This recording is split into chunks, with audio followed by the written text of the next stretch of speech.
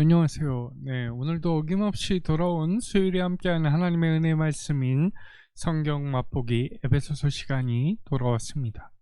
오늘 살펴볼 에베소서는 에베소서 3장 1절부터 6절까지의 말씀입니다. 함께 읽도록 하겠습니다. 이러므로 그리스도 예수의 일로 너희 이방인을 위하여 갇힌 자 된 나 바울이 말하거니와 너희를 위하여 내게 주신 하나님의 그 은혜의 경륜을 너희가 들을 터이라.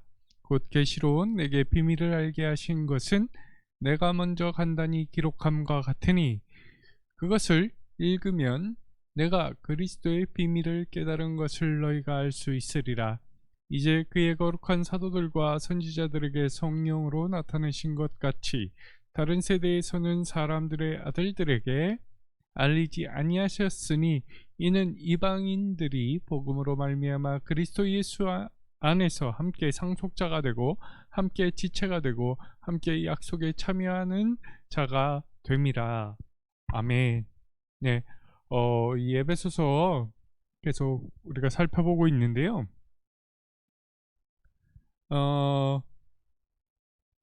에베소서 3장에서는 바울에게 주신 은혜의 경륜을 밝혀주고 있습니다. 네, 바울에게 주신 은혜의 경륜을 밝혀주고 있는데요. 여기서 사도 바울은 자기 자신이 갇힌 자가 됐다라고 소개를 하면서 시작을 하고 있습니다. 그리고 또 자기가 갇힌 자 된 바울이지만 하나님께서 주신 그 은혜의 경륜이 무엇인지를 또 잘 말씀을 하고 있습니다. 그리고 자기에게 주신 그 경륜, 은혜의 경륜이 비밀이라고 말하는데 그 비밀을 나타냅니다 라고 말하면서 그 비밀의 내용까지 이 에베소서 3장 1절부터 6절까지 짧은 장이지만 거기에 아주 알뜰하게 빽빽하게 잘 나오고 있습니다. 우리가 이것을 살펴보면서 그 은혜의 경륜을 우리도 느끼면서 살아가시기를 바라는 마음으로 준비했습니다. 자, 그럼 첫 번째 살펴보도록 하겠습니다. 갇힌 자 된 바울입니다. 사도 바울은 먼저 자기 자신의 처지를 잠깐 언급합니다. 그래서 이러므로 라고 시작을 하죠. 이는 그리스도 예수의 피로 그 둘 사이에 막힌 담을 허시고 성령 안에서 한 새 사람이 되어 하나님께 나아갈 수 있는 그 길이 열렸다라는 그 내용, 뒤의 내용을 상기시키면서 그리스도 예수의 갇힌 자가 되었다라고 말합니다. 이는 그리스도 예수 때문에 갇힌 자가 되었다라는 것입니다. 또 다른 말로 하자면 그리스도 예수의 복음을 전하는 일로 감옥에 갇힌 자다. 내가 그런 사람이다.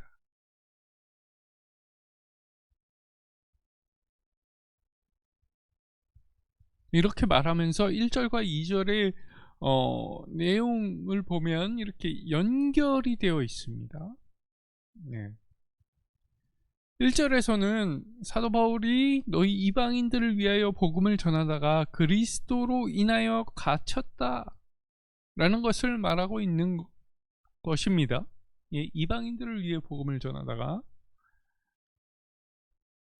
이런 갇힌 내가 2절에서는 이제 하나님께서 바울에게 주신 은혜의 경륜, 그 경륜을 말하는데 곧 그리스도의 복음을 너희가 들었다는 것을 말하고 있습니다.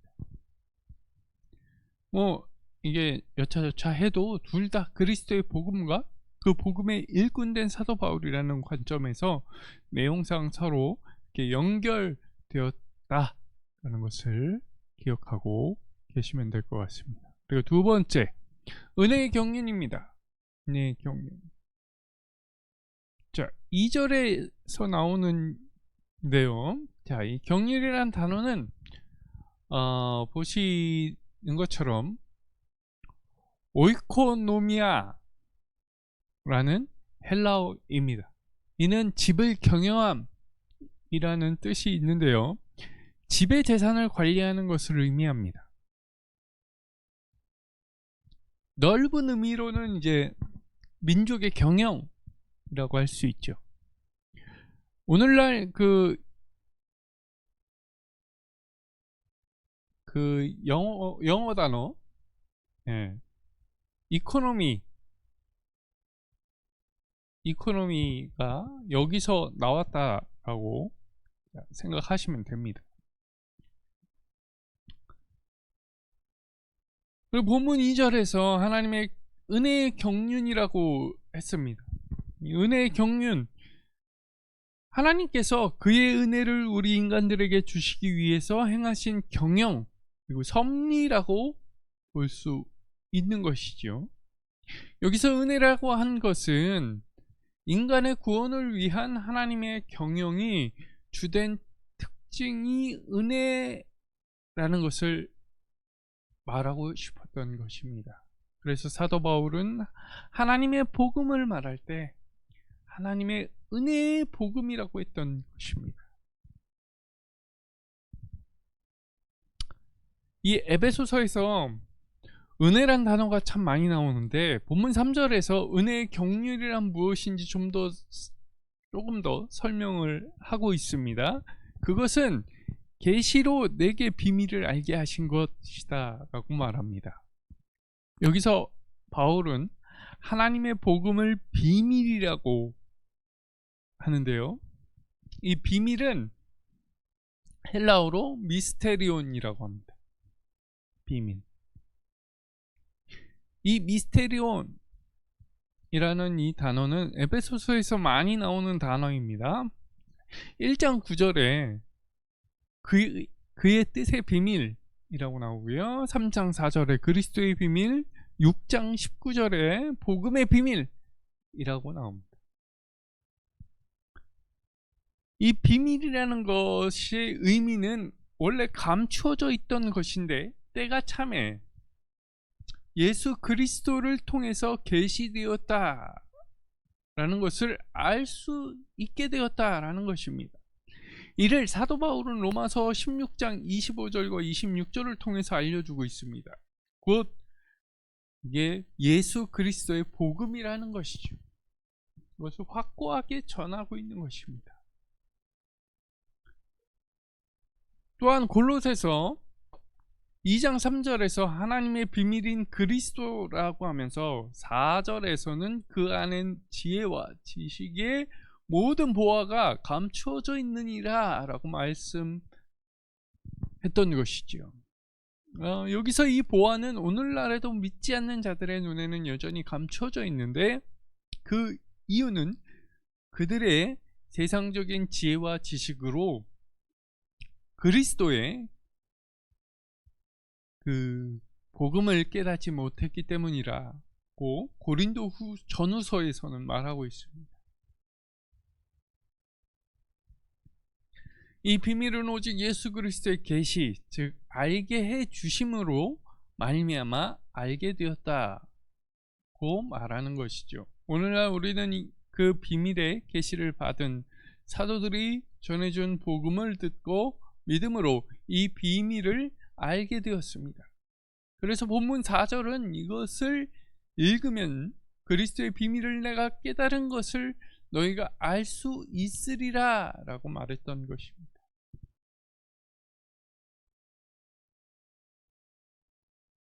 이 은혜의 경륜을 우리가 잃어버리지 말고 그리고 잊혀지지 않도록 다음 세대, 우리 자녀 세대 계속해서 되물려 주어야 될 사상인 것 같습니다. 그리고 세 번째로 이 비밀이 나타났다라고 말한 것을 좀 살펴보도록 하겠습니다. 이 5절에서는 이 그리스도의 비밀을 좀 더 설명하고 있습니다. 쉽게 말하자면 그리스도의 복음을 설명한 것이지만요, 곧 이제 그의 거룩한 사도들과 선지자들에게 성령으로 나타내신 것 같이 다른 세대에서는 사람의 아들들에게 알게 하지 아니하셨으니 라고 말합니다. 여기서 이제 나오는 이제와 다른 세대에서는 이 서로 대비되는 것입니다. 근데 원문의 순서에 의하자면 다른 세대에서는 이 먼저 나옵니다. 다른 세대가 먼저 나오고 그 다음에 이제는 이 나옵니다. 그렇다면 본문의 다른 세대는 어느 시대의 사람들을 가리킬까? 그것은 복음 시대, 혹자는 복음 시대다, 혹자는 이제 교회 시대다라고 말하는데 이 복음 시대와 교회 시대를 말하는 것이 아닙니다. 그렇다면 어떤 세대를 말하는 것일까요? 다른 세대란 그리스도 오심 이전에 살았던 사람들을 가리킵니다.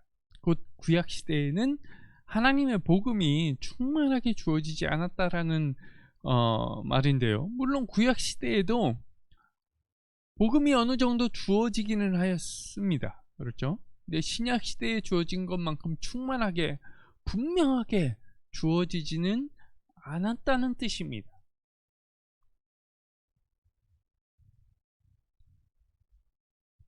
그리고 나오는 사람의 아들들이란 표현이 있는데요. 이는 사람들 가운데 거하신 낮아진 예수님의 모습을 보여주고 있는 것이죠. 왜냐하면 단수로서 사람의 아들이라는 것은요, 사람을 가리킵니다. 그렇죠? 복수는 그냥 사람들을 가리키고요. 하나님의 아들이라는 것은 하나님을 가리킵니다. 사람의 아들은 그냥 사람인 것이죠. 예수님은 하나님의 아들로서 사람이 되셨으며 사람들과 함께 지내셨습니다. 따라서 예수님이 자기 자신을 인자라고 즐겨 부르신 것은요, 사람들과 같이 되시고 사람 가운데 거하시는 낮아진 예수님의 모습을 보여주는 것이라 할 수 있다라는 것이죠. 넘어가서 이제 이 비밀이 그의 거룩한 사도들과 선지자에게 나타났다라고 말합니다. 이것은 신약 시대에 예수 그리스도로 말미암아 그의 제자들과 선지자들에게 주어진 계시 곧 복음을 말한다라고 할 수 있습니다. 그리고 이러한 그리스도의 비밀이 이들에게 나타난 것은 성령 하나님을 통해서였습니다. 곧 그들의 인간적인 지혜나 지식이 아니라 성령님의 알게 하심을 통해서 그리스도 안에서 나타난 하나님의 구원의 비밀이 알려졌음을 말하는 것이죠.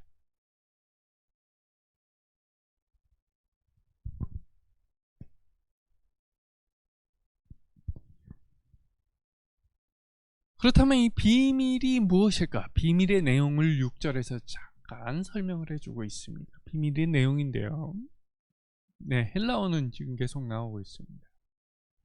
이 6절에서 나오는데요. 이 6절에서는 앞에서 말한 그리스도의 비밀의 내용을 말하고 있습니다. 이는 이방인들이 복음으로 말미암아 그리스도 예수 안에서 함께 후사가 되고 함께 지체가 되고 함께 약속에 참여한 자가 됨이라 라고 말하면서 세 가지 중요한 명사가 등장을 합니다.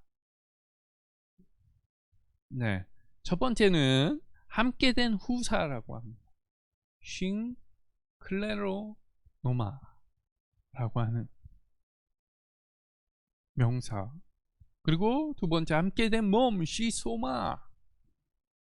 세 번째 함께 참여한 자 쉼 메토카.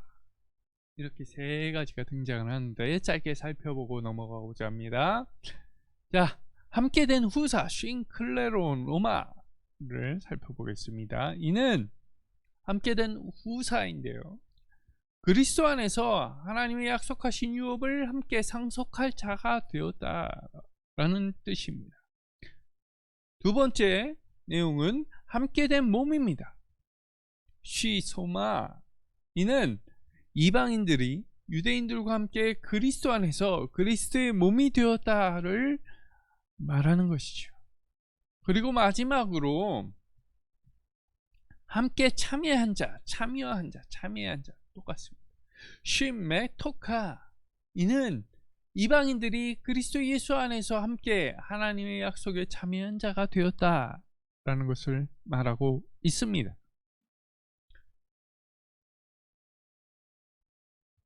이 모든 것은 이방인들의 스스로의 힘으로 획득한 것이 아닙니다. 그리스도 예수 안에서 은혜로 주어진 것이며 복음을 통해서 주어진 것이라는 것을 사도 바울은 갈라디아서 3장 14절을 통해서 우리에게 또한 알려주고 있습니다. 즉 우리에게 주어진 이 복음은요, 우리가 잘나서 찾아온 것이 아닙니다. 그러므로 우리가 하나님 앞에서, 예수 그리스도 앞에서 겸손한 자세로 죄인된 모습으로 예수 그리스도와 함께 복음 안에서 행복하게 하나님의 기쁨이 되는 그리스도인이 되어야 되는 것입니다. 이런 그리스도와 함께 행복한 하나님의 기쁨이 되는 그리스도인이 되어 살아가시기를 주님의 이름으로 간절히 축원합니다. 기도하겠습니다. 하나님 감사합니다. 오늘도 에베소서 3장 1절부터 6절까지의 내용을 통하여서 우리에게 은혜의 경륜을 설명해 주셨습니다. 하나님, 그 내용 잘 보았습니다. 하나님, 우리가 잘나서 우리에게 은혜를 베풀어 주신 것이 아님을 또한 알았습니다. 앞으로 우리가 예수 그리스도 앞에서, 예수 그리스도 안에서, 예수 그리스도와 함께 하나님의 기쁨이 되는 그리스도인이 될 수 있도록 도와주시옵소서. 오늘의 이 비밀의 내용 잊지 않고 우리 후대 계속해서 이어지도록 우리가 눈물로써 씨를 뿌리는 그리스도인이 될 수 있도록 인도하여 주실 줄 믿사오며 이 모든 말씀 예수 그리스도 이름 받들어 기도드리옵나이다. 아멘.